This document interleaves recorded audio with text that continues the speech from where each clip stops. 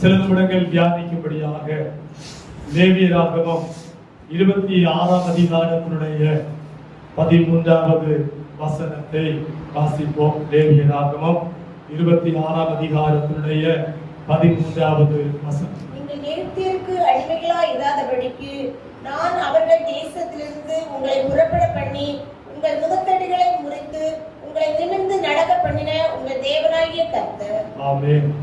இந்த லேவியராகமம் 1ஆம் அதிகாரத்தினுடைய 13வது வசனம் வரை போன வாரத்திற்கு முந்தின வாரத்துல ஒரு கூட்டத்திற்கு தேவன் தந்த வார்த்தை, அதை நாம் எல்லாரும் கேட்க வேண்டும், எல்லாரும் அதை அறிய வேண்டும்.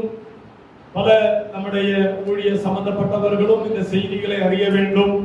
பத்திரிகை மூலமாக இந்த செய்திகள் பலருக்கும் பயன்பட வேண்டும் என்ற நிலையில இன்றைக்கு அந்த செய்தியினுடைய ஒரு பகுதியை உங்களுக்கு நினைவுபடுத்துகிறதுல மிகவும் மகிழ்ச்சி அடைகிறேன். வீடுகள்ல இங்க சென்று அந்த லேவியராகமம் 26ஆம் அதிகாரத்தினுடைய 1வது வசனம் முதல் 13வது வசனம் வரை திரும்ப வாசிக்கும். அந்த 4வது வசனம் முதல் 13வது வசனம் வரை உள்ள 10 வசனங்களிலும் நிறைய ஆசீர்வாதங்கள் சொல்லப்பட்டிருக்கிறது. அல்லேலூயா. சத்தமாரிலே சொல்லுங்களேன். அல்லேலூயா. நிறைய ஆசீர்வாதங்கள், நம்முடைய தேவைக்கு அதிகமான நிலையில உள்ள அநேக ஆசீர்வாதங்கள் 4வது வசனம் முதல் 13வது வசனம் வரையும் சொல்லப்பட்டிருக்கிறது. அந்த ஆசீர்வாதங்களுடைய கடைசி பகுதியில, கடைசி வசனத்திலே சொல்லப்பட்டிருக்கிற கடைசி பகுதியிலே தான் நாம் வாசித்தோம். உங்களை நிமிர்ந்து நடக்க பண்ணின உங்கள் தேவனாகிய கர்த்தர் நானே என்று ஆண்டவர் சொல்லுகிறார். அல்லேலூயா. இந்த 10 வசனங்களில் சொல்லப்பட்ட ஆசீர்வாதங்கள் நம்முடைய வாழ்க்கையில வந்து நிறைவேறுவதற்கு 1, 2, 3 வசனங்களில 3 நிபந்தனைகள், 3 கட்டமாக சொல்லப்பட்டிருக்கிறது. கர்த்தர் சித்தமான அடுத்த நாட்கள்ல நாம் அதை தியானிப்போம். இந்த மாத பத்திரிகையிலையும் செய்திகள் வெளியிடும்படியாக ஆயத்து பண்ணிக் கொண்டே இருக்கிறோம். அல்லேலூயா. நம்மை நிமிர்ந்து நடக்க பண்ணுகிற தேவன். சொல்லுங்களேன். நம்மை நிமிர்ந்து நடக்க பண்ணுகிற தேவன். பல சந்தர்ப்பங்கள், அநேக சந்தர்ப்பங்கள் தலை குனிந்து போக வேண்டிய சூழ்நிலைகள் வரும். இங்க இருக்கிற பலர் ஒவ்வொருடைய வாழ்க்கையை குறித்து எனக்கு நம்முடைய குடும்பங்களை குறித்து சொல்லப்படியாக முடியும். அநேக சந்தர்ப்பங்கள்ல தலை குனிந்து விடுவோமோ, வெட்கப்பட்டு போய்விடுவோமோ, ஊரை விட்டே போய்விடுவோமோ என்றெல்லாம் நினைத்தவர்களை ஆண்டவர் இன்றைக்கு தலை நிமிர்ந்து நிற்கும்படியாக வைத்திருக்கிறார். அல்லேலூயா. அல்லேலூயா. சத்தமா வரணும். அல்லேலூயா. சத்தமாய் ஆரோக்கியமாய் வரணும். என்று வாயை திறக்கணும். அப்பதான் ஆண்டவர் நம்முடைய வாழ்க்கையை நிரப்புவார், ஆசீர்வாதங்களால் நிரப்புவார். அல்லேலூயா. நம்மை தலை குனிய வைக்கிறவர் அல்ல நம்முடைய ஆண்டவர். எகிப்திலே இஸ்ரவேல் ஜனங்கள் அடிமைத்தனத்திலே இருந்தார்கள். அடிமைத்தனத்திலே வேதனைப்படுகிற நாட்களில் தோல்ல நுகம் பாரமான நுகத்தை சுமந்தார்கள். ஆண்டவர் என்ன சொல்லுகிறார்? நீங்கள் எகிப்தியருக்கு அடிமைகளா இராதபடிக்கு நான் அவர்கள் தேசத்திலிருந்து உங்களை புறப்பட பண்ணி உங்கள் நுகத்தடிகளை முறித்து, அல்லேலூயா, அந்த நுகத்தடிகள் தோல் மேல இருந்த நாட்களில் அவர்களுக்கு நிமிர்ந்து பார்க்கும்படியாக முடியாது. மாடுகளை போல, காளைகளை போல, கழுதைகளை போல நுகங்களை சுமக்க வேண்டிய மிகவும் வேதனையோடு கூட காணப்பட்டார்கள். அப்படிப்பட்ட நுகங்கள் அல்ல இன்றைக்கு நம்முடைய ஜீவியங்கள்ல மற்ற பல நிலைகள்ல இருக்கிற அநேக நுகங்களினால நிமிர முடியாமல் நாம் குனிந்து போக வேண்டிய பல சூழ்நிலைகள் காணப்படுகிறது. பல சூழ்நிலைகளை குறித்த பயம் காணப்படுகிறது. அந்த பயம் இல்லாதவங்க யாராவது இங்க இருக்கிறீங்களா? இல்ல. எல்லாருடைய வாழ்க்கை எவ்வளவுதான் பெரிய ஆசீர்வாதங்கள், திறமைகள் இருந்தாலும் சில சந்தர்ப்பங்களில் வெட்கப்பட வேண்டிய சூழ்நிலைகள் வரும். ஒலிம்பிக் போட்டி நடந்தது, போனீங்களா? யாராவது பாத்தீங்களா? ஒலிம்பிக் போட்டியில நம்முடைய தேசத்திலிருந்தும் நிறைய பேர் போனாங்க. ஓட்டத்திற்கும் சாட்டத்திற்கும் மற்ற பல விதமான போட்டிகளில் கலந்து கொள்ளும்படியாக பலரும் போனாங்க. அதுல ஒரு பயங்கரமான ஒரு வேதனையான ஒரு சம்பவம் நடைபெற்றது. நம்முடைய தேசத்தில் உள்ள ஒரு பிள்ளை, அவள் தங்க பதக்கத்தை, மல்யுத்தத்தில் தங்க பதக்கத்தை பெற்றுக் கொண்டார். கேள்விப்பட்டீங்களா? உங்களுக்கு மல்யுத்தமே தெரியாது, ஒலிம்பிக் சொன்னா என்னன்னே தெரியாது பலருக்கும். உலக நாடுகளில இருக்கிற விளையாட்டு வீரர்கள் கலந்து கொள்ளக்கூடிய மிகப்பெரிய ஒரு போட்டி. ஏதாவது போய் கலந்து கொள்ளுகிறதே ஒரு ஒரு பெரிய ஒரு பாக்கியம். இதுல என்னங்களும் ஒரு வெண்கலம் கிடைச்சாலே போதும், அவர்கள் பெரிய பணக்காரர்களாக ஐஸ்வர்யவான்களாக மாற்றி விடுவார்கள். ஒரு பிள்ளைக்கு நல்ல தங்க பதக்கம், கோல்டு மெடல் கிடைத்தது. கோல்டு மெடல் கிடைத்தது. 50 கிலோ வெயிட், உடம்புல 50 கிலோ வெயிட் இருக்கணும்.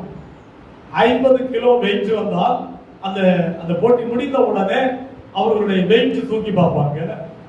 50 கிலோக்குள்ள இருக்கணும்.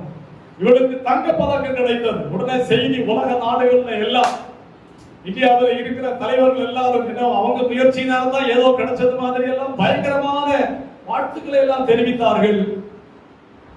கொஞ்ச நேரம் தாண்டி ஒரு செய்தி வருகிறது, அந்த பிள்ளையுடைய தங்க பதக்கம் தடை பண்ணப்பட்டது. காரணம் என்னன்னு தெரியுமா? 100 கிராம் 50 கிலோ இருக்க வேண்டிய அந்த வெயிட்ல 100 கிராம் கூடிவிட்டது. அதனால தங்க பதக்கம் கிடைக்கும். சங்கடமா இருக்குமா? நினைச்சு பாருங்களேன், உலகத்துல எவ்வளவு திறமைசாலிகளா இருந்தாலும் சிலப்போ தலை குனிய வேண்டிய சூழ்நிலை வருகிறது. அதுல விசேஷம் என்னன்னா, ஒரு பத்திரிகையில ஒரு ஆள் எழுதியிருந்தாரு, 100 கிராம் வெயிட் தாக்கத்தினால 140 கோடி இந்தியர்களும் தலை குனிய வேண்டிய சூழ்நிலை வந்தது. அந்த 140 கோடியில் நீங்களும் உண்டு. உங்களுக்கு அந்த பிள்ளை தெரியாது, ஒழுங்குக்கு தெரியாது, 100 கிராமும் தெரியாது. ஆனா உங்களையும் சேர்த்து ஒரு ஆள் எழுதி இருக்கிறார். அப்படின்னா இந்த தலை குனிய வேண்டும் என்பதற்கு நம்ம தான் நேரடியாக ஈடுபட வேண்டும் என்ற அவசியம் இல்லை. ஒருத்தன் எழுதா என்ன எழுதுனா, 100 கிராம் வெயிட்ல 140 கோடி இந்தியர்களும் தலை குனிய வேண்டிய சூழ்நிலை வந்து விட்டது. அந்த பிள்ளை அப்பீல் பண்ண, எனக்கு வெள்ளியாவது கொடுக்க, வெள்ளி பதக்கம், ஒரு சில்வர் மெடலாவது கொடுக்க என்று அப்ளை பண்ணான். அதுவும் கிடைக்கல, வெண்கலமும் கிடைக்கல. மிகுந்த வேதனை பாரத்தோடு கூட அவன் தெரிந்து பண்ணான். இப்போ தலை குனிய வேண்டிய சூழ்நிலை என்று சொல்லுகிறது. நம்ம நினைப்போம் ஏதோ குடும்பத்துல ஒரு பிரச்சனை, பண பிரச்சனை, ஏதோ சில வியாதி, ஏதோ குடும்பத்துல பிள்ளைகள் சில தப்பு பண்ணிட்டாங்க, அதனாலதான் பிரச்சனை, அதனாலதான் தலை குனிய முடியுதுன்னு சொல்லி நம்ம அப்படியெல்லாம் நினைச்சுக்கிட்டு இருப்போம். விஷயம் நிறைய இருக்கிறது. நாம் அறியாமலேயே எவ்வளவோ பெரிய பெரிய திறமைசாலிகள், பெரிய பெரிய ஐஸ்வர்யவான்கள், பல கோடிக்கணக்கான சொத்தும் மதிப்பும் உடையவர்கள் தேசத்திலே இருக்கும்படியாக முடியாமல் தப்பி ஓடி வெளிநாடுகள்ல அடைக்கலம் பெற்றுக் கொள்ளுகிறார்கள். காரணம் என்ன? ஏதோ சில சூழ்நிலைகளினால வெட்கப்பட வேண்டிய சூழ்நிலைகள் வருகிறது, தலை குனிய வேண்டிய சூழ்நிலைகள் வருகிறது. எத்தனையோ பேர் தற்கொலை பண்ணிக் கொள்ளுகிறார்கள். வசனம் சொல்லுகிறது, உங்கள் நுகத்தடிகளை முறித்து உங்களை நிமிர்ந்து நடக்க பண்ணின உங்கள் தேவனாகிய கர்த்தர் நானே. ஹல்லேலூயா, ஹல்லேலூயா. நம்முடைய ஆண்டவர் நம்மை தலை நிமிர்ந்து நிற்க பண்ணுகிற ஒரு தேவன். இதுவரையும் நமக்காக பல காரியங்களை செய்தவர், இனியும் ஆண்டவர் பெரிய காரியங்களை செய்வார். அதனால நாம் நிறைய காரியங்களில நம்மை முற்றிலுமாக தெய்வ கரங்களில் சமர்ப்பித்து ஆண்டவர் நம்மை தலை குனிய வைக்காமல் தலை நிமிர்ந்து நடக்கும்படியாக செய்யும்படியாக ஆண்டவருடைய கிருபையை சார்ந்து ஜீவிக்க வேண்டும். சில வாலிபர்களை எல்லாம் பார்த்தா ஊர்ல இருப்பாங்க, அப்படி நிமிர்ந்து நடப்பாங்க. அவங்களை பார்த்தாச்சுன்னா அவங்க பெரிய வீரர்கள் மாதிரி. அதுலயும் சிலவங்களை பார்த்தீங்கன்னா ரொம்ப டைட்டா ஒரு டிஷர்ட் எல்லாம் போட்டுக்கிட்டு அப்படி உடம்புடைய அளவும் அழகும் எல்லாம் வெளியே தெரியக்கூடிய அளவுல அப்படி நிமிர்ந்து நடப்பாங்க. எத்தனை காலம்? ஒரு குறிப்பிட்ட காலம். சில காலங்கள் தாண்டும் போது, சில நாட்கள் தாண்டும் போது, சில வருஷங்கள் தாண்டும் போது, ஒரு சூழ்நிலை வரும்போது பலவீனப்பட்டு வயதாகி குனிந்து குறுகி அந்த தலை நிமிர்ந்து நடந்த ஆளு இதுதானோ என்று நம்ம ஆராய்ச்சி பண்ண வேண்டிய சூழ்நிலைக்கு போய்விடுவார்கள். அந்த சரீர பிரகாரமான தலை நிமிர்ந்து நடக்கிற ஒரு காரியம் அல்ல இங்கே ஆண்டவர் சொல்லுகிறது. சரீர பிரகாரமாகவும் ஆண்டவர் நம்மை நிமிர்ந்து நடக்க பண்ணுகிற ஒரு தேவன். அல்லேலூயா. எத்தனை பேர் விசுவாசிக்கிறீங்க?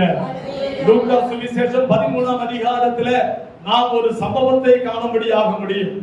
அங்கே அந்த 13ஆம் அதிகாரத்தினுடைய 13வது வசனங்களை எல்லாம் ஞாபகத்தில் வைக்கணும். லூக்கா சுவிசேஷம் 13ஆம் அதிகாரத்தினுடைய 13வது வசனம். முதல்ல வாசித்தது லேவியராகமம் 26ஆம் அதிகாரத்தினுடைய 13வது வசனம். 13 சேர்ந்தா 26. அல்லேலூயா. வசனத்தை எல்லாம் ஞாபகத்தில் வைக்கிறதற்காக உங்களுக்கு இதையெல்லாம் சொல்லி வைக்கிறேன். நல்லா கவனிங்க. அவள் மேல் தமது கையை வைத்து உடனே அவள் நிமிர்ந்து தேவனை மகிமைப்படுத்தினாள். எத்தனை வருஷமாக அந்த அம்மா குனிந்திருந்தார்? 18 வருஷம். அல்லேலூயா. சாதாரணமாக ஒரு வயதான ஒரு ஸ்டேஜ் வரும்போது சரீரங்கள்ல சில கூனல்கள் உருவாகும். அதற்கு பிற்பாடும் 18 வருஷமாக இந்த அம்மா ஆலயத்திலே வந்து தேவனை ஆராதித்துக் கொண்டே இருந்தார் என்பது ஒரு சந்தோஷமான ஒரு அனுபவம். அல்லேலூயா. 1 வருஷம் 2 வருஷம் 3 வருஷம் ஆனால ஊர்ல அந்த அம்மாவுக்கு ஒரு பொதுவான ஒரு பெயர் வரும். என்ன பேரு? கூனி பாட்டி, கூனி அம்மா என்ற ஒரு பெயர் வந்துடும். 1 வருஷம் 2 வருஷம் 3 வருஷம் ஆனாலே இந்த கூனல் விழுந்து விட்டவங்களுக்கு அவங்க ஒரிஜினல் பெயர் போய் ஒரு டூப்ளிகேட் பெயரு அறியாமலேயே அது சுவாபாவிகமாக வந்துவிடும். எல்லாரும் வசதிக்கு கூனி பாட்டியும் கூப்பிடுவாங்க. யாரு என்ன கூப்பிடுறாங்களோ பாட்டிக்கு ஒரு கவலையே இல்லை. தொடர்ச்சியாக தேவனை ஆராதித்துக் கொண்டே இருந்தார். அல்லேலூயா. தொடர்ச்சியாக ஆலயத்தில் போய்கொண்டே இருந்தார். எவ்வளவு ஒரு மேன்மையான ஒரு அனுபவம். நம்ம சிந்திச்சு பார்த்தாச்சுன்னா நமக்கு எல்லாம் ஏதாவது ஒரு சின்ன ஒரு ஜலதோஷம் வந்தா போதும், அல்லது ஒரு சின்ன ஒரு தலைவலி வந்துரும்னு யாராவது சொன்னாலே போதும், ஒரு சின்ன ஒரு பலவீனம் போல இருந்தா போதும், அன்னைக்கு நீ சர்ச்சைக்கு அவ்வளவுதான், அன்னைக்கு ஆராதனை அவ்வளவுதான். இது இன்னைக்கு எல்லா இடங்கள்லயும் எல்லா சபைகள்லயும் உள்ள ஒரு சூழ்நிலை. எங்கேயோ ஒரு மழை பெய்கிற செய்தி டிவியில வந்தா போதும், நம்ம ஊர்ல எல்லாம் மழை பெய்து எல்லாம் அழிஞ்சு போனது மாதிரி அவ்வளவுதான் அன்னைக்கு ஆராதனை. இந்த பாட்டி நினைச்சு பாருங்களேன், அவள் வயதாகி சரீரத்திலே கூனல் விழுந்த பிற்பாடு 18 வருஷமாக ஆண்டவரை ஆராதித்துக் கொண்டிருந்த அந்த அம்மாவுடைய வாழ்க்கையில ஒரு நாளில இயேசு அந்த அம்மாவை கவனிக்க வேண்டிய ஒரு சூழ்நிலை வந்தது. அல்லேலூயா. இயேசுவானவர் போதித்துக் கொண்டே இருக்கிறார். நிறைய கூட்டம் இருக்கிறது. இந்த அம்மா அந்த கூட்டத்துக்கு மத்தியில இருந்துட்டு அடிக்கடியாக இப்படியே நூந்து பாப்பாவ, பிறகு அவங்களை அறியாமலேயே குனிவாவ, இப்படியே அடிக்கடி நூந்து பாப்பாவ, நம்ம அறியாமலேயே குனிவாங்க. இயேசுவானவர் கவனித்துக் கொண்டே இருக்கிறார். ஒரு வயதான பாட்டி இப்படி இருந்து கஷ்டப்பட்டு என்னுடைய முகத்தை பார்த்து என்னுடைய வார்த்தைகளை கேட்கும்படியாய் பிரயாசப்படுகிறார்களே என்று சொல்லி இயேசு கவனித்துக் கொண்டே இருந்தார். அல்லேலூயா. இந்த பாட்டி இயேசுவிடத்துல போய், ஐயா இந்த பாருங்க எனக்கு ரொம்ப கூனலா இருக்குது, எனக்கு எப்படியாவது ஒரு சுகம் தரணும்னு சொல்லி ஜெபித்ததாக நம்ம அங்க ஒண்ணு காணபடியாக முடியாது. வீட்டுல போய் இந்த வசனங்களை எல்லாம் சேர்த்து வாசித்து பாருங்க. இயேசு அவளை கண்டு, அப்போ ஆலயத்திலே போய் இருக்கிற அந்த பாட்டியை ஆண்டவர் கவனிக்கிறார். ஆண்டவர் அவளை அழைத்து அந்த அம்மாவுடைய பிரச்சனையை ஆண்டவர் அறிந்து வேற ஒண்ணுமே செய்யல, அவளுடைய கையை வைத்து அவளுக்கு சுகத்தை கொடுத்து அனுப்புகிறார். அல்லேலூயா, அல்லேலூயா. நீங்க எதுக்கு அல்லேலூயா சொல்றீங்க? அந்த அம்மாவுக்கு சுகம் கிடைச்சதுக்கு அந்த அம்மா என்ன சொல்லியிருப்பாங்க சொல்லுங்க? அல்லேலூயா சொல்லி ஆண்டவரை மகிமைப்படுத்தி கொண்டு இப்ப எப்படி போவாங்க? இப்போ அம்மா போகிறத பார்த்தாச்சுன்னா அப்படி ஒரு நிமிர்ந்து கொண்டு அந்த வயதான காலத்துல அம்மா கவனிக்கிறீங்களா? நல்லா கவனிக்கிறேன். ஆண்டவர் அற்புதங்களை செய்வார். அல்லேலூயா. இப்ப அந்த அம்மா போகிற அந்த அந்த ஒரு லுக்க பார்த்தாச்சுன்னா எப்படி இருக்கும்? தலை நிமிர செய்பவர் நீரே, கேடகம் நீரே, மகிமையும் நீரே, தலை நிமிர செய்பவர் நீரே, பாட்டிக்கு தலை நிமிர செய்பவர் நீரே. அல்லேலூயா. இப்ப அந்த பாட்டி போறாங்க.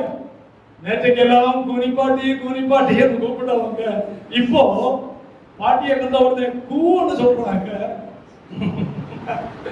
நீ வரல கூன்னு சொல்லிட்டு பார்த்தாச்சுன்னா பாட்டி தலை நிமிர்ந்து நிக்கிறாங்க. பாட்டி நிக்கிறது இப்ப பார்த்தாச்சுன்னா ஒரு கிடைக்குமோ என்று குனிப்பாட்டி கம்பு வச்சிருந்திருப்பாங்க. 18 வருஷம் இல்ல, 12 வருஷம் இல்ல, 18 வருஷம் கப்பெல்லாம் வாங்கி வச்சிருப்பாங்க. கம்பு கையில இருக்கிறது. இப்ப கூன்னு சொன்னவங்களுக்கு அடி கிடைக்குமோ என்ற ஒரு பயம் இருந்திருக்கும். அல்லேலூயா. கவனிங்க, ஆண்டவர் தலை நிமிர பண்ணுகிற ஒரு தேவன். இப்படி நம்முடைய சரீரங்களிலே ஏதாவது பலவீனங்கள், வியாதிகள், சில கொடிய வியாதிகள் வரும்போது சிலர் எல்லாம் ரொம்ப சங்கடப்படுவாங்க. 75 வயசு 80 வயசு இருக்கும். இப்படியாக எனக்கு ரொம்ப பெரிய வியாதி. எத்தனை வயசுல? எத்தனை வயசு? 75 80. ஆண்டவர் சொன்ன கணக்கெல்லாம் முடிஞ்சு ஏதேசம் ஆண்டவர் சொன்ன கணக்கெல்லாம் முடிகிற கொஞ்சம் பேர்ல பெரிய சங்கடம். என்னது? இப்படியா பெரிய வியாதி. சந்தோஷம் தான் போறதுக்கு இல்லாம இன்னும் ரொம்ப வியாதியினால ரொம்ப வருத்தப்பட்டு ரொம்ப சோர்ந்து போய் சிலர் ஜெபிக்க சொல்லுவாங்க. அவங்க ஜெபிக்கிறவங்க வராது. ஏன்னா வயசு அந்த அளவுக்கு ஆயிடுச்சு. ஆண்டவருடைய நீதி நிறைவேற வேண்டிய சமயங்கள் ஆனது. ஆனாலும் சில வியாதிகளை குறித்து சிலருக்கு ரொம்ப சங்கடம். அந்த வியாதியை பத்தி சொல்றதுக்கே பயப்படுவாங்க. நல்ல பிராயத்துல சில வியாதிகள் வரும்போது நம்ம ரொம்ப பாரத்தோடு ஜெபிக்க வேண்டியதுதான்.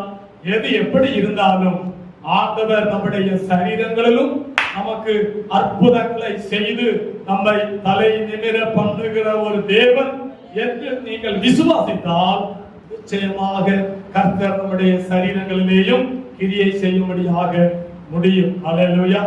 தலை நிமிர பண்ணுகிற நம்முடைய தேவன் நம்முடைய ஆண்டவர். அல்லேலூயா. 20ஆம் சங்கீதத்தினுடைய 8வது வசனத்துல 20வது சங்கீதத்தினுடைய 8வது வசனத்துல நமக்கு தெரிந்த ஒரு வசனம் என்று வாசிப்போம். அவர்கள் முறிந்து விழுந்தார்கள், நாங்களோ எழுந்து நிமிர்ந்து நிற்கிறோம். முந்தின வசனங்கள்லாம் வாசித்து பார்த்தீங்கன்னா அவர்கள் யார் என்று நமக்கு தெரியும். சில ரதங்களை குறித்தும் சில குதிரைகளை குறித்தும் மேன்மை பாராட்டுகிறார்கள். உலகத்திலே மேன்மையாக சொல்வதற்கு பல விதமான அதிகாரங்களும் பல ஆசீர்வாதங்களும் எல்லாம் உள்ளவர்கள் தங்களுக்கு இருக்கிற அதிகாரத்தை குறித்து மேன்மை பாராட்டுவார்கள். நமக்கு அது ஒன்றும் இல்லாம இருக்கலாம். அல்லேலூயா. அதுதான் நான் இந்த ஒலிம்பிக்ல போய் விளையாடுற அந்த வீராங்கனையை குறித்து சொன்னேன். நல்ல திறமைசாலிகளா இருக்கலாம், நல்ல எல்லா விதமான வசதிகளும் வாய்ப்புகளும் உள்ளவர்களாக இருக்கலாம். சிலப்போ அவர்கள் முறிந்து விட வேண்டிய சூழ்நிலைகள் உருவாகும். அல்லேலூயா. அவர்கள் முறிந்து விழுந்தார்கள், நாங்களோ எழுந்து நிமிர்ந்து நிற்கிறோம். காரணம் என்னவென்று சொன்னால் நாங்கள் எங்கள் தேவனாகிய கர்த்தருடைய நாமத்தை குறித்தே மேன்மை பாராட்டுவோம். அல்லேலூயா. அவர்கள் முறிந்து விழுந்தார்கள், நாங்களோ எழுந்து நிமிர்ந்து நிற்கிறோம்.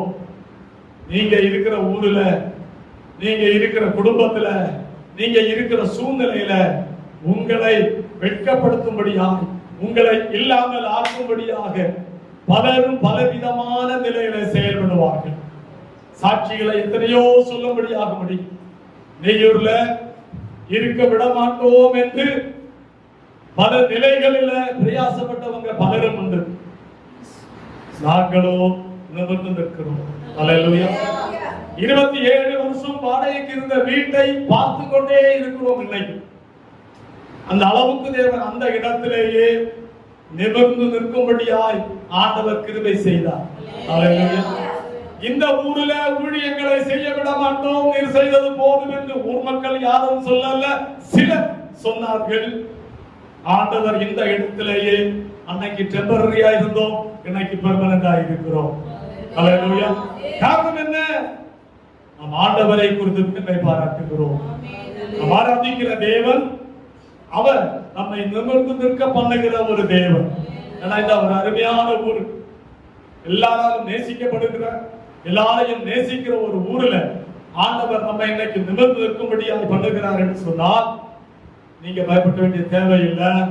உங்களுடைய சூழ்நிலைகள்ல, உங்களுடைய ஜீவியத்தினுடைய பல வித்தின காரியங்களை எல்லாம் நீங்க பார்த்தீங்கன்னா உங்களையும் நீங்க இருக்கிற இடத்துல இருக்க விடாம, நீங்க இருக்கிற சந்தோஷத்தை அனுபவிக்க விடாம, உங்களை குறித்து, உங்களுடைய பிள்ளைகளை குறித்து, உங்களுடைய வேலைகளை குறித்து, உங்களுடைய வீட்டை குறித்தெல்லாம் பல நிலைகள்ல பல காரியங்களை சொல்லி அவர்கள் தங்களுக்கு இருக்கிற செல்வத்தையும் தங்களுக்கு இருக்கிற செல்வ செழிப்பையும் குறித்தெல்லாம் மேன்மை பாராட்டுவார்கள். கர்த்தருடைய நாமத்தை சொல்லி மேன்மை பாராட்டுவோம் என்று சொன்னா எந்த இடத்துல உங்களை துரத்த விரட்ட முயற்சிக்கிறார்களோ அந்த இடத்திலேயே கர்த்தர் உங்களை தலை நிமிர்ந்து நிற்கும்படியாக செய்கிற தேவன். அல்லேலூயா. நீங்க விசுவாசித்தீங்கன்னா இன்னும் எந்தெந்த காரியங்களை குறித்து நீங்க பயந்து கொண்டிருக்கிறீர்களோ நிமிர்ந்து நிற்கும்படியாக செய்வோம்.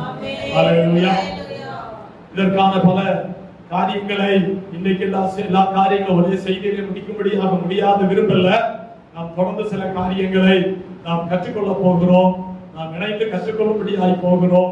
சங்கீதங்கள்ல 40வது சங்கீதத்தினுடைய 12வது வசனத்தை வாசிப்போம். 40வது சங்கீதத்தினுடைய 12வது வசனத்துல தாவீதுடைய ஒரு அனுபவத்தை நாம் சற்று கவனித்து பார்ப்போம்.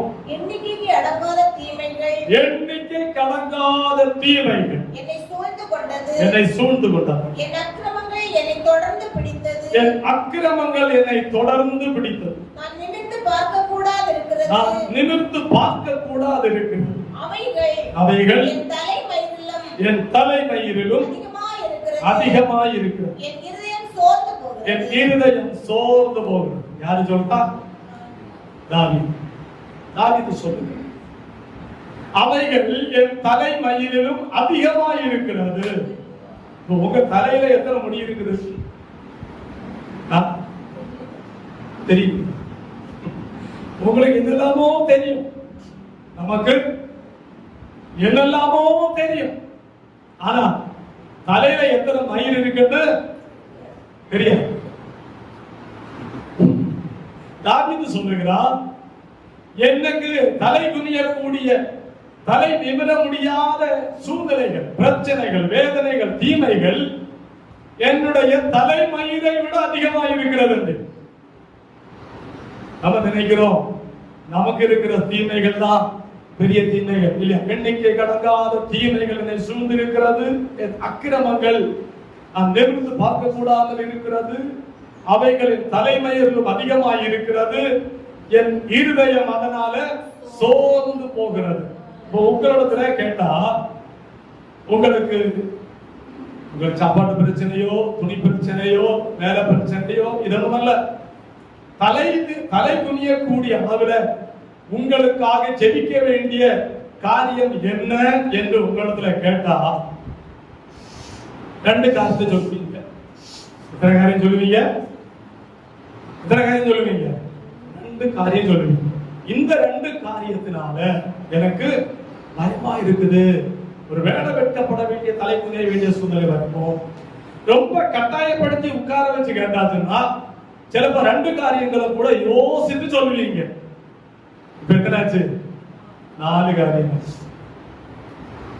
இன்னும் பாஸ்டரா மட்டும் இருந்து தனிமையா ஒரு அரை மணிக்கூர் ஜெபம் பண்ணிட்டு தனிமையா உங்கள்கிட்ட பேசியாச்சுன்னா வேணும்னா இன்னும் 2 காரியங்களை சொல்லுவீங்க. இந்த 2 காரியங்கள் கூட எனக்கு ரொம்ப பயமா இருக்குது. சிலப்போ வெட்கப்பட வேண்டிய சூழ்நிலை இருக்குமோ? இப்ப எத்தனை ஆச்சு? 6 காரியம் ஆச்சு. இன்னும் கொஞ்சம் கூட பேசினா, ஃப்ரீயா பேசினா ரொம்ப ஞாபகப்படுத்தி ஒரு 2 காரியத்தை கூட சொல்லுவீங்க. இப்ப எத்தனை ஆச்சு? 8. சரி, 10 வச்சிருக்கீங்களே. இப்ப உங்களுக்கு தலை துணியக்கூடிய விஷயங்கள் ரொம்ப அலசி ஆராய்ந்து பார்க்கும் போது எத்தனை தான் இருக்குது? முடிந்த மேக்சிமம் எத்தனை இருக்குது? 10 தான் இருக்குது. தாவீதுக்கு எத்தனை இருக்குது? தாவீதுக்கு தலை குனிய வேண்டிய சூழ்நிலைகள் அவருக்கு எத்தனை தலைமுடி இருந்தது தெரியல. அதை விட அதிகமா இருக்கிறது. அப்ப நீங்க என்ன செய்யணும்? ஆண்டவரே, எனக்கு தந்திருக்கிற தலை குனியக்கூடிய மேக்சிமம் இந்த 10 காரியங்களுக்காக உமக்கு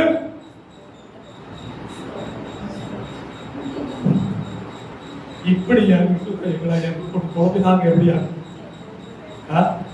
ஆண்டவரே, தலை குனிய வைக்கக்கூடிய இந்த 2 காரியம், இந்த 4 காரியத்திற்காக உமக்கு ஸ்தோத்திரம் என்று சொல்லி பாருங்க.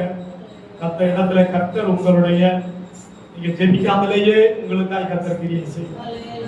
வீட்டுல போய் ஒரு சின்ன துண்டு பேப்பர் எடுத்து, பெரிய பேப்பர் ஒன்றும் தேவையில்லை, புக் ஒன்றும் தேவையில்லை, ஒரு சின்ன துண்டு பேப்பர் எடுத்து உங்களுக்கு தலை குனிய வேண்டிய அல்லது தலை நிமிர்ந்து நிற்க முடியாத ஏதோ தீமைகள் அல்லது ஏதோ சில அக்கிரமங்கள் எதெல்லாம் இருக்கிறது என்பதை எல்லாம் கொஞ்சம் ஒரு பேப்பர்ல எழுதி பாருங்க. ஒரு 5-6 விஷயம் உங்களுக்கு எங்களை பத்தியோ மற்றவங்களை பத்தியோ இல்ல, அவங்களுடைய காரியங்களை பத்தி எழுதியாச்சுன்னா ஒரு 5-6 லிஸ்ட் வரும். இந்த காரியங்கள்ல நான் தலையை குனியணும். வேற சும்மா லோக்கல் பிரச்சனை எல்லாம் லோக்கல் காரியங்களை எடுத்துருங்க. இது ரொம்ப சீரியஸான விஷயத்தை உங்களுக்கு சொல்லுகிறேன். எழுதி வச்சு பாருங்க, அந்த பைபிள்ல வச்சுட்டு அதுக்காக ஆண்டவரே இந்த காரியங்களுக்காக உமக்கு ஸ்தோத்திரம் என்று சொல்லுங்க. ஏன்னா தாவீதுக்கு இருந்த சூழ்நிலைகளை பார்த்தீங்கன்னா நம்ம யாரும் நினைக்கிற மாதிரி அல்ல. யோபனுடைய சூழ்நிலையை பார்த்தீங்கன்னா நம்ம யாரும் நினைக்கிறது மாதிரி அல்ல. இந்த வேதத்துல சொல்லப்பட்டிருக்கிற மிக ஒரு முக்கியமான ஒரு அப்போஸ்தலர் பவுலுடைய வாழ்க்கையை பார்த்தா நம்ம யாரும் நினைக்கிறது மாதிரி அல்ல. அவங்க நிறைய காரியங்களினால தலை குனிய வேண்டிய சந்தர்ப்பங்கள் அவர்களுடைய வாழ்க்கையில வந்தது. அவங்களை பத்தி எல்லாம் எழுதப்பட்ட வேதத்தை நம்ம சுமந்து கொண்டு நமக்கு இருக்கிற 2 காரியத்தை வச்சுட்டு எல்லாம் போயிடுச்சு சொல்லிக் கொண்டு அழுது கொண்டே இருக்கிறோம். அதை விட இருக்கிற 4 காரியங்களை ஒரு பேப்பர்ல எழுதி வைத்து ஆண்டவரே இந்த காரியங்களுக்காக ஸ்தோத்திரம் என்று மட்டும் சொல்லுங்க. கர்த்தர் உங்களுடைய தலையை நிமிரும்படியாக வைப்பார். இந்த விஷயத்தை எனக்கு மாற்றிதார் ஆண்டவரே, இந்த பிரச்சனையை மாற்றிதார் ஜெபம் பண்ணாதீங்க. எனக்கு தந்திருக்கிற இந்த 2 விஷயங்கள், அந்த 4 விஷயங்களுக்காக உங்களுக்கு ஸ்தோத்திரம் என்று சொன்னா போதும். கர்த்தர் நீங்க ஜெபிக்காமலேயே உங்களுக்காக அற்புதமான காரியங்களை செய்வார். ஏன்னா இதெல்லாம் நாங்க அனுபவித்ததுனாலே சொல்லுகிறோம். நம்மை விட எத்தனையோ பல 1000 மடங்கு அதிகமான நிலையில தலை குனியக்கூடியவங்க நிறைய பேர் இருக்கிறாங்க. எத்தனையோ வீடுகள்ல பெற்றெடுத்த பிள்ளைகள், அருமையாக செல்ல பிள்ளைகளாக வளர்த்தி எடுத்த பிள்ளைகள் ஒரு பிராயம் வரும்போது பள்ளிக்கூடத்துக்கு போன பிள்ளை திரும்ப வரல, கல்லூரிக்கு காலேஜில் போன பிள்ளை திரும்ப வரல, வேலைக்கு போன பிள்ளை திரும்ப வரல. பிள்ளைகளால எத்தனையோ பேர் தலையை நிமிர முடியாமல் வேதனையோடு கூட இருக்கிறவங்க நம்ம ஊர்ல இருக்கிறாங்களா? எத்தனை பேர் இருக்கிறாங்க? எத்தனையோ குடும்பங்கள் இன்னைக்கு தலை நிமிர முடியாமல் இருக்கிறது. பெற்றெடுத்த பெற்றோர் தாய் தகப்பன்மாருடைய வாழ்க்கையில சில குறிப்பிட்ட நாட்கள்ல வரக்கூடிய சில தீமைகளினால பிள்ளைகள் வெட்கப்பட்டு தலை குனியக்கூடிய சூழ்நிலைகள்ல இருக்கிற குடும்பங்கள் நம்முடைய ஊர்ல எல்லா ஊர்களிலேயும் இருக்கிறதா இல்லையா? மனைவியினால கணவனால பலவிதமான நிர்பந்தங்களினால தலை குனியப்படக்கூடிய சூழ்நிலைகள் உலகத்துல நிறைய இருக்கும் போது ஆண்டவர் நம்மையும் நம்முடைய குடும்பங்களையும் அப்படிப்பட்ட தீமைகளுக்கு எல்லாம் விலக்கி பாதுகாக்கிறாரே. ஆண்டவருக்கு ஸ்தோத்திரங்களை சொன்ன போதும் ஆண்டவர் இன்னும் உங்களை தலை நிமிர்ந்து நடக்கும்படியாக வைப்பார். அவர் தலை நிமிர செய்கிற ஒரு தேவன். உங்களுடைய வெட்கத்துக்கு எடுத்த காரியங்களை எல்லாம் நீக்கி ஆண்டவர் நமக்காக அற்புதமான காரியங்களை செய்கிற உண்மையுள்ள ஒரு தேவனாய் காணப்படுகிறார். படிப்புல, வேலையில, தொழில்களிலே எதிர்பார்த்த வழிகள் திறக்கப்படாங்க ஐயோ என்று சொல்லி வேதனைப்பட்டு வெட்கப்படக்கூடியவர்கள் எத்தனையோ பேர் ஊரை விட்டு போய்விட்டவர்கள் உண்டு. எத்தனையோ பேர் தேசத்தை விட்டு வெளி தேசங்களுக்கெல்லாம் போனவங்க உண்டு. அப்படிப்பட்ட வேதனைகள்ல இருக்கிற ஒருவரையும் ஆண்டவர் தலை குனியும்படியாக வைக்கிறவர் அல்ல, தலை நிமிர பண்ணுகிற ஒரு தேவன். அல்லேலூயா. ஆலயத்தில் இருந்த கூலிப்பாட்டு மாதிரி நீ இருக்கக்கூடாது, தலை நிமிர்ந்து இருக்கணும். நமந்துக்காரு அப்படி. அல்லேலூயா. ஆண்டவர் உன்னை தலை நிமிர பண்ணுகிற ஒரு தேவனாய் காணப்படுகிறார். இன்றைக்கும் பலரும் ஆராதனைகள்ல இருக்கும்போது, ஆலயங்கள்ல இருக்கும்போது, ஜெபத்துல இருக்கும்போது அந்த பாட்டி மாதிரியே இருப்பாங்க. அடிக்கடி இப்படி நிமிர்ந்து வரும், அடிக்கடி இப்படி நிமிர்ந்து வரும், பிறகு மறுபடியும் குனி. அல்லேலூயா. ஆண்டவர் உன்னை தலை நிமிர பண்ணுகிற ஒரு தேவன். இதற்காக ஆண்டவர் நமக்கு நிபந்தனைகளை சில சில சில சுருக்கமான சில நிபந்தனைகளை எல்லாம் வைத்திருக்கிறார். அடுத்த வாரத்தில் நான் அதை காண்பிக்கிறேன். இன்றைக்கு நம்முடைய ஜீவியங்கள்ல ஆண்டவர் இந்த 40வது சங்கீதத்தினுடைய 12வது வசனத்துல எண்ணிக்கை கடங்காத தீமைகள், பல விதமான தீமைகள், அந்த எல்லா தீமைகளுக்கும் நீங்க தான் காரணம் என்று சொல்ல முடியாது. மற்றவர்களுடைய கிரியைகளினால ஒருவேளை உங்களுக்கு தீமைகள் வரலாம். சில காரியங்கள் நம்முடைய செயல்பாடுகள் மூலமாகவே நமக்கு தீமைகளாக வரலாம். அதுபோல அக்கிரமங்கள், அது ஒருவேளை இன்டர்னலா இருக்கலாம், சிலப்போ எக்ஸ்டர்னலா இருக்கலாம். ஒருவேளை நம்முடைய வாழ்க்கையில உருவான அக்கிரமங்களா இருக்கலாம், சிலப்போ வெளியே மற்றவர்களால தேசத்தில சூழ்நிலைகளால் வரக்கூடிய அக்கிரமங்களினால தலை குனிய வேண்டிய சூழ்நிலைகள் வரலாம். எதுவா இருந்தாலும் ஆண்டவருக்கு அது ஒரு விஷயமே அல்ல. அல்லேலூயா. ஆண்டவர் நம்மை தலை நிமிர பண்ணுகிற ஒரு தேவன். தாவீது என்ன சொல்லுகிறார்? அவைகளின் தலைமையிலும் அதிகமாக இருக்கிறது, என் இருதயம் சோர்ந்து போகிறது. இருதயம் சோர்ந்து போகிறது. இப்படிப்பட்ட சோர்வுகள் நம்முடைய வாழ்க்கையில வராமல் இருந்தால் நிச்சயமாக ஆண்டவர் நம்மை தலை நிமிர்ந்து நடக்கும்படியாக வைப்பார். அதற்கான சில வசன ஆதாரங்களை வருகிற நாட்கள் உங்களுக்கு இந்த பகுதியில் நான் உங்களுக்கு காண்பிக்கும்படியாக விரும்புகிறேன். இன்றைக்கு தெய்வ சமூகத்துல சோர்ந்து போற ஒரு சூழ்நிலை நாம் இருப்போம் என்று சொன்னார். பல குடும்பங்களிலே ஒவ்வொரு விதமான நிலைகளில, சில கடன் பாரங்களினால, பண பிரச்சனைகளினால, வீட்டு பிரச்சனைகளினால, பிள்ளைகளுக்கு எடுத்த காரியத்தினால தலை குனிந்து நிற்கக்கூடிய பல சூழ்நிலைகளை ஆண்டவர் நீக்கும்படியார் நம்முடைய இருதயத்திலே ஒரு பலனை தேவன் எதிர்பார்க்கிறார். இருதயத்திலே நாம் சோர்ந்து போகிறவர்களாய் காணப்பட கூடாது. எல்லாரும் கண்களை மூடி முழங்கால் படியிட்டு ஆண்டவர் நம்மை பலப்படுத்தும்படியாக ஜெபிப்போம். ஆண்டவர் நமக்கு இந்த வசனங்கள் மூலமாக இன்னும் நம்மை தலை நிமிர்ந்து நடக்கும்படியாக வைக்கிற தேவன். ஒருவேளை விசுவாசத்தில, விசுவாச வாழ்க்கையில, ஆண்டவருக்கு அடுத்த காரியங்களில நம்மை தலை குனிய வைக்கும்படியாக அநேகர் முயற்சிப்பார்கள். ஆனால் ஆண்டவர் வெட்கப்படுத்துகிற ஒரு தேவன் அல்ல. தாவீது நமக்கு ஒரு சாட்சியாய் காணப்படுகிறார். யோபு நமக்கு ஒரு சாட்சியாய் காணப்படுகிறார். அப்போஸ்தலனாகிய பவுல் நமக்கு ஒரு சாட்சியாய் காணப்படுகிறார். அவர்களை பற்றி எல்லாம் எழுதின வேத புத்தகத்தை நாம் சுமந்து கொண்டு இன்னும் இருதயம் சோர்ந்து போனவர்களாய் காணப்படுவோம் என்று சொன்னார். ஆண்டவர் நமக்காக கிரியை செய்யும்படி ஆக முடியாது. ஆண்டவரே, என் இருதயத்தினுடைய சோர்வை மாற்று. எனக்குள்ளே இருக்கிற காரியங்கள், ஏதோ சில காரியங்கள், என்னுடைய கை விரலினால எண்ணக்கூடிய சில காரியங்கள் எனக்கு தலை குனியக்கூடிய நிலையில உள்ள காரணங்களாக எனக்கு தெரிகிறது, தோன்றுகிறது. ஆனால் தேவ மனிதர்களுடைய வாழ்க்கைகளை பார்க்கும் போது எண்ணிக்கை கடங்காத தீமை, தலைமையிலும் அதிகமான பல அக்கிரமங்கள், ஹல்லேலூயா, ஹல்லேலூயா, இதையெல்லாம் கண்டும் தாவீது ஆண்டவருடைய நாமத்தினால, ஆண்டவருடைய நாமத்தை பற்றி கொண்டதனால தலை நிமிர்ந்து நடக்கும்படியாக வெற்றிகரமாக வாழ்க்கையில பல ஆசீர்வாதங்களை பெற்றுக்கொண்ட ஒரு சாட்சியாக ஜீவிக்கும்படியாக கிருபை செய்தார். யோபுடைய வாழ்க்கை அதுபோல காணப்படுகிறது. அப்போஸ்தலனாகிய பவுலுடைய வாழ்க்கை அப்படி காணப்படுகிறது. எங்களுக்கும் ஆண்டவர் கிருபை செய்யுங்கப்பா. எங்களையும் ஆண்டவர் தலை நிமிரும்படியாக கிரியை செய்யுங்கப்பா. எங்களுக்கு இருக்கிற ஏதோ ஒரு சில காரியம், கேடகம் நீரே, மகிமையும் நீரே, தலை நிமிர செய்பவர் நீரே. பாடுவோம். கேடகம் நீரே, மகிமையும் நீரே, தலை நிமிர செய்பவர் நீரே, தலை நிமிர செய்பவர் நீரே, தலை நிமிர செய்பவர் நீரே. அப்பனே தந்தையே, தலை நிமிர செய்பவர் நீரே.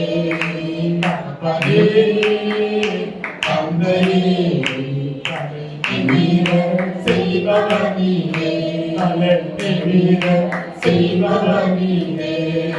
ஆண்டவர் நமக்கு தந்திருக்கிற வேத வசனங்களுக்காக தலை குனிகிற விஷயங்களிலும் வெட்கப்படக்கூடிய சூழ்நிலைகளிலும் ஊரை விட்டே போயிருவோமா, உலக வாழ்க்கையை முடித்து விடுவோமா என்றெல்லாம் பலரும் சிந்திக்கிற வேளையில் ஆண்டவரை ஆராதிக்கிற நமக்கு தேவன் ஒரு நம்பிக்கை தந்திருக்கிறார். நமக்கு ஒரு நம்பிக்கை தேவன் தந்திருக்கிறார். இந்த நம்பிக்கை இல்லாமல் பலரும் தங்களுடைய வாழ்க்கையில் அழித்துக் கொண்டிருக்கிறார். நமக்கு ஒரு நம்பிக்கை இருக்கிறார். அந்த நம்பிக்கை நம்மை ஒருபோது வெட்கப்படுத்தாது. நம்முடைய தலைகளை நிமிர்ந்து நடக்கும்படியாக எந்த பிள்ளைகளை குறித்து நாம் பாரமாக எண்ணிக்கொண்டிருக்கிறோமோ ஆண்டவர் தலை நிமிர பண்ணுகிற ஒரு தேவன். எந்த வேலை காரியங்களில் எந்த துன்மார்க்க காரியங்களை குறித்து எந்த தீமையான காரியங்களை குறித்து தலை குனிய வேண்டிய சூழ்நிலை வருமோ என்று பயப்படுகிறோமோ அந்த காரியத்துல ஆண்டவர் நம்மை தலை நிமிர பண்ணுகிற ஒரு தேவன். விசுவாசி விசுவாசி ஆண்டவர் அற்புதமான காரியங்களை செய்கிறார். ஸ்தேவானுக்கு நிறைய பிரச்சனைகள், கல்லறைகள் வந்தது. பரிசுத்தமாக ஜீவித்த ஒரு தேவ மனிதன் கல்லறையில் கொலை செய்யப்பட வேண்டிய ஒரு சூழ்நிலை வார்த்தை என்னார்ந்து பார்க்கிறார். அங்கே இயேசுவானவர் பிதாவுக்கு வலது வாசத்தில் எழுப்பி நிற்கிறதை நாம் தேவானை போல உள்ள பிரச்சனை ஒண்ணு நமக்கு வரலையே. அவ்வளவு கொடிய பிரச்சனையிலே தேவானை தைரியமாய் நிற்கும்படியாய் வானத்தை அண்ணார்ந்து பார்த்து தலை நிமிர்ந்து பார்க்கும்படியாய் கர்த்தர் கிருபை செய்தார் என்று சொன்னால் நமக்கு இருக்கிற சின்ன சின்ன பிரச்சனைகளில நாம் மண்ணை பார்க்க கூடாது, விண்ணைத்தான் பார்க்க வேண்டும். நாம் ஆனத்தை அண்ணார்ந்து பார்க்கிறவர்களாய் காணப்பட்டார், தலை நிமிர்ந்து பார்க்கிறவர்களாய் காணப்பட்டார். ஆண்டவருடைய மகிமையை காண்போம். தேவான மாதிரிப்பட்ட பிரச்சனை நமக்கு இல்ல. ஆண்டவருடைய நாமத்தின் நிமித்தமாக நாம் யாரும் கல்லறியப்படவில்லை. தாவீதுக்கு போல உள்ள பிரச்சனை நமக்கு இல்ல. யோபுக்கு வந்தது போல உள்ள பிரச்சனை ஒன்று நமக்கு இல்ல. பவுலுக்கு வந்தது போல உள்ள பிரச்சனைகள் ஒன்று நமக்கு இல்ல. நமக்கு இருக்கிறதெல்லாம் அற்பமான சில காரியங்கள், நம்முடைய ஒரு கையால எண்ணக்கூடிய காரியங்களை நினைத்து தலை குனிந்து விடுவோமோ என்று பயப்படுகிறது. அவ்வளவு பெரிய பிரச்சனைகள் இருந்து அவர்களை தலை நிமிர வைத்தார் என்று சொன்னால் நமக்கு இருக்கிற சின்ன சின்ன காரியங்கள்ல நாம் ஏன் எதற்காக தலை குனிய வேண்டும், வெட்கப்பட வேண்டும்? உங்களுக்காக தேவன் அற்புதங்களை செய்கிறார். அப்படியே நாம் சமர்ப்பித்தோம். நம்முடைய விசுவாசத்தை உறுதிப்படுத்தி லேவியராகமம் 26ஆம் அதிகாரத்திலே 4வது வசனம் முதல் 13வது வசனம் வரையும் சொல்லப்பட்டிருக்கிற 10 வசனங்களில் இருக்கிற ஆசீர்வாதங்களை நாம் சுதந்தரித்து தலை நிமிர்ந்து நடக்கும்படியாய் கர்த்தர் நமக்கு அனுக்கிரகம் செய்கிறது. அதற்கான நிபந்தனைகளை நாம் இருக்கிற நாட்கள்ல 1, 2, 3 வசனங்கள்ல தியானி ஜெபி. எங்களை நேசிக்கிற நல்ல கர்த்தனே, கிருபை நிறைந்த ஆண்டவரே, உமக்கு நன்றி. இன்றைக்கு கூடி வந்த வேளை முதல் மட்டும் ஆண்டவர் எங்களோடு கூட இருந்துமை ஆராதிக்கும்படியாக கிருபை செய்யும். பலரும் இன்னைக்கு வர முடியாத சூழ்நிலைகள்ல இருக்கிறார்கள். வெளியூர்களிலும் வெளிநாடுகளிலும் இருக்கிற எங்கள் சபையை சேர்ந்த எல்லாருக்காக ஜெபிக்கும். யாராவது பலவீனங்கள் நிமித்தமா இன்றைக்கு ஆராதனைக்கு வர முடியாமல் இருந்தால் ஆண்டவருடைய கரம் ஒவ்வொருவரையும் தொடும்படியாக ஜெபிக்கிறோம். இப்பொழுதும் இங்கே இருக்கிற ஒவ்வொருவருடைய வாழ்க்கையிலேயும் தலை குனியக்கூடிய சூழ்நிலைகளை குறித்த பயம், வெட்கப்பட வேண்டிய சூழ்நிலைகள் வந்துவிடுமோ என்ற பயத்திலே இருக்கிற யாராவது இருந்தால் ஆண்டவர் இன்றைக்கு ஒரு அற்புதமான காரியத்தை செய்வீராக. இந்த வாரத்திலே ஒரு அற்புதமான காரியத்தை செய்வீராக. தலை நிமிரச் செய்கிறவர் நீர் ஆண்டவரே. சரீர பிரகாரமான சில பலவீனங்களினால, சில வியாதிகளினால தலை குனிந்து போக வேண்டிய சூழ்நிலைகளை குறித்த பயங்களும் இயேசுவின் நாமத்தினாலே நீங்கி போவதாக. பிள்ளைகளுக்கு அடுத்த காரியங்கள், படிக்கிற பிள்ளைகளுடைய காரியங்கள், வேலை காரியங்கள், குடும்பமாயிருக்கிற பிள்ளைகளுடைய காரியங்கள், எந்த சூழ்நிலைகளை குறித்து தலை துணிய விடாமல் பாதுகாக்கிற தேவன், நாங்கள் ஆராதிக்கிற தேவன் என்ற ஒரு மேலான நம்பிக்கையை எங்களுக்கு நீ தந்திருக்கிறீர். உங்களுக்கு ஸ்தோத்திரம். இப்பொழுது ஒவ்வொருவர் வீடுகளுக்கு போகும்போது உம்முடைய பிரசனத்தினாலே மறைத்துக் கொள்ளும், ஒவ்வொருவரையும் பாதுகாத்துக் கொள்ளும். குடும்பங்கள்ல இன்னும் இந்த அனுபவத்துக்குள்ள வர வேண்டியவர்களை ஆண்டவர் அந்த அனுபவத்துக்குள்ள கொண்டு வந்து ஊர்ல திரளான ஜனங்கள் ஆண்டவருடைய அனுபவத்துக்குள்ள, இந்த அனுபவத்துக்குள்ள வர வேண்டியவர்கள் உண்டு. கர்த்தர் கொண்டு வா. இந்த வாரத்தை எங்களுக்கு எல்லாருக்கும் ஆசீர்வதித்தார். போகிறது வருகிற பயணம், படிக்கிற பிள்ளைகளுடைய படிப்புகள், வேலைகள், விவசாயங்கள், வியாபாரங்கள் அனைத்தையும் ஆசீர்வதியும். குடும்பங்களுக்கு ஏற்ற நன்மைகளை கர்த்தர் அதிகமாக தரும்படி என்று சிந்திக்கிறார். வியாதிகள் நீங்கி போகட்டும், அற்புதங்களை செய்யும், ஆசீர்வதிப்பீராக. ஆன்லைன்ல இந்த ஆராதனையில இப்பொழுது தொடர்பு கொள்கிறவர்களும் பிற்பாடு இந்த ஆராதனைகளிலே கலந்து கொள்கிற எல்லாருடைய வாழ்க்கையிலே தேவனுடைய மகிமையான செயல் வெளிப்படும்படியாக ஜெபிக்கிறோம். அப்படியே செய்கிறபடியினால் இயேசுவின் நாமத்தில் ஜெபிக்கிறேன். ஜெபங்களும் பரிசுத்த பிதாவே, ஆமென்.